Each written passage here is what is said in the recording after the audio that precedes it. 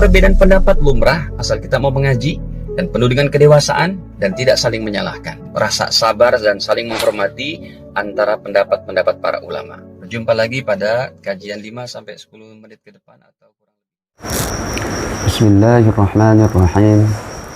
Assalamualaikum warahmatullahi wabarakatuh. Nahmaduhu wa nusalli ala rasulihil karim, amma ba'd. Pemirsa yang dirahmati Allah Ta'ala, jumpa lagi dalam kajian sejenak.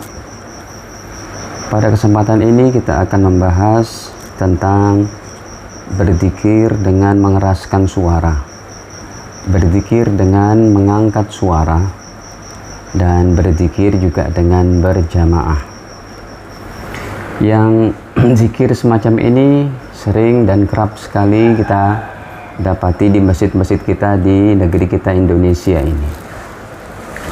Duduk permasalahannya adalah bahwa ada sebagian ulama yang membolehkan dengan berdasarkan dalil-dalil, membolehkan zikir yang dia mengangkat suara dan mengeraskan suara.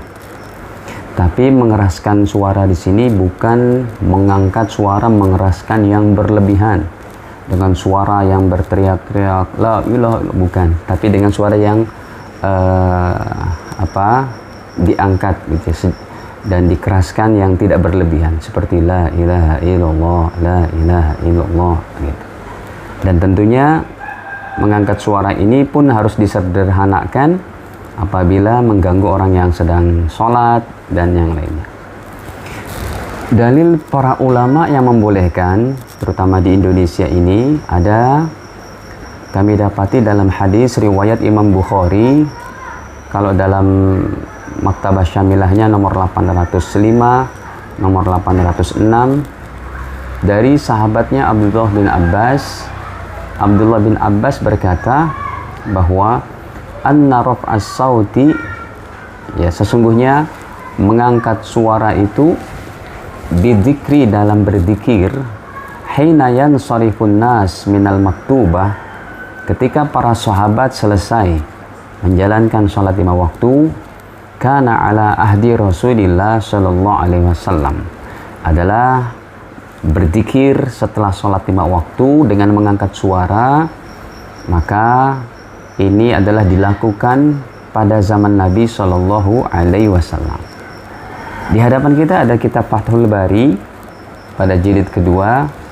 Di situ Al-Imam Ibnu Hajar Al-Asqalani menambahkan keterangannya bahwa jilid kedua pada halaman 375 beliau mengatakan bahwa waqad wafaqahu Muslim wal jumhur ala dzalik. Imam Muslim dan jumhur ulama, mayoritas ulama, bahwa menyetujui akan amalan ini mengangkat suara setelah sholat dalam berzikir, ya, seperti astagfirullahaladzim, astagfirullah, kan istighfar dulu tuh 3 kali, ya Allahumma antas salam wa minkas salam, diangkat suaranya. Ya, ini berarti Al-Imam Ibnu Hajar Asqalani juga membawakan pendapat para ulama, diantaranya Al-Imam Muslim dan jumhur. Beliau katakan mayoritas ulama membolehkan zikir mengangkat suara setelah sholat. Begitu.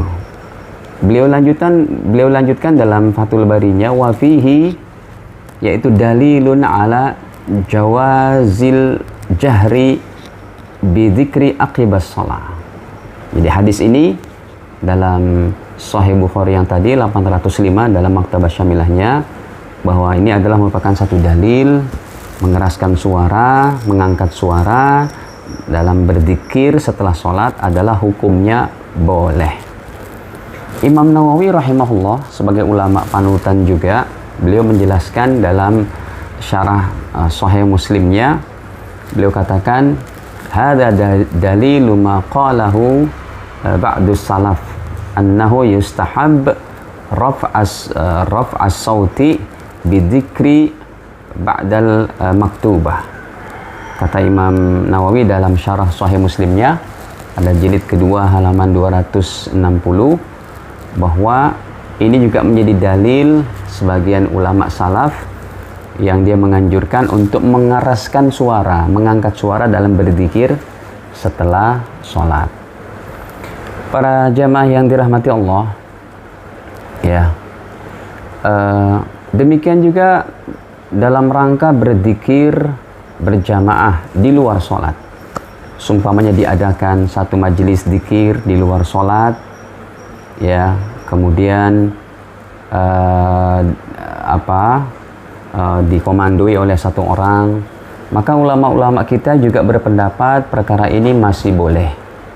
Kenapa? Karena berdasarkan banyak hadis Bukhari Muslim, Nabi bersabda, "Inna lillahi malaikatan yaltamisuna ala turuqi, ya, ahla dzikri," bahwa Allah memiliki petugas-petugas para malaikatnya yang mereka mencari di jalan-jalan, di ganggang, di tempat-tempat, ya, di mana saja berada, yaitu orang-orang yang berkumpul untuk berzikir. Berarti hadis ini menunjukkan kebolehan berkumpul dalam rangka berzikir yang dikomandoi oleh satu orang. Tentunya kalau sudah berkumpul nggak mungkin zikirnya sendiri-sendiri, apalagi kalau tujuannya orang awam untuk bisa mudah mengikuti, begitu.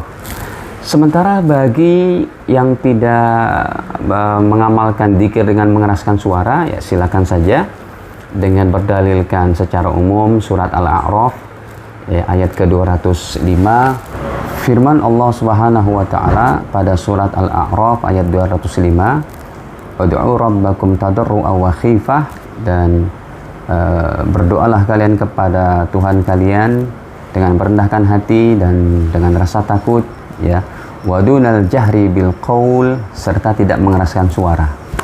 Hadirin, ini ayat Al-A'raf 205 yang dijadikan dalil sebagian ulama juga bahwa zikirnya itu tidak mengeraskan suara. Saya pribadi mengambil kesimpulan dua-duanya boleh berjalan, ya.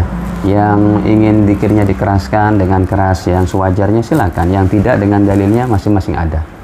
Sehingga dengan seperti ini umat Islam tidak selalu berpecah dan gontok-gontokan. Amalan ini termasuk amalan yang merupakan perbedaan pendapat para ulama. Demikian, semoga Allah Ta'ala berikan kepada kita kebaikan-kebaikannya dengan kita mempelajari ilmu agama, dan akhir kalam baiknya dari Allah, kekurangan mohon dimaafkan. Subhanakallahumma bihamdik, asyhadu an la ilaha illa anta, astaghfiruka wa atubu ilaik. Wassalamualaikum warahmatullahi wabarakatuh.